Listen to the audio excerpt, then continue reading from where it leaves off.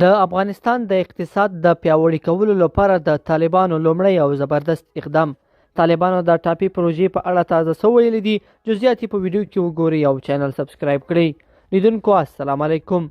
د طالبانو اسلامي امارت ترکمنستان هیواد هڅولی دی چې د افغانستان له لارې د سیمې یو شمېر هیوادونو ته د غازو د نلکې د غځولو پروژه یعنې ټاپي پیل کړي. دوی دغه هیواد ته ډاډ ورکړی دی چې د یادې پروژې امنیت به ساتي. د طالبانو خبري سرچینې وایي چې ټاکل شوي ترکمني چارواکي پر ټاپي پروژې د خبرو لپاره کابل ته سفر وکړي. د 1800 کیلومتره اوږد پایپ لاین باید د جوړېدو په صورت کې له ترکمنستان څخه د کال 33 میلیارډ مکعب غاز پاکستان او هندوستان ته ولېږدوي. طالبانو د خپل حکومت د کانونو او پیټرولیم د سرپرست وزیر محمد عیسی اخوند په قول په یو خبرپاڼه کې ویلي له سمودي رئیس په دې کار کوي چې پر ټاپي پروژې یو ځل بیا کار پیل شي.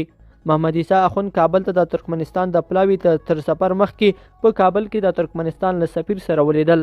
د طالبانو په وینا د ترکمنستان پلاوی به د شنبې په ورځ کابل ته په 2 ورځني سفر ورشي.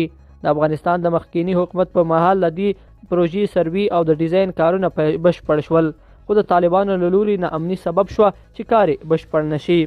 څرګنده نه ده چې کومه مالي موسسه به د دې پروژې میلیارډونه ډالرو پانګونې ته اړتیا لري مالي ملاتړ په غاړه واخلي. لیدونکو په دې هیله چې دا مطلب به مو تر پایه لیدلی وي. کومه ویډیو خوښه شوه ویډیو لایک کړئ او چینل سبسکرایب کړئ. تر بیا ښه وخت.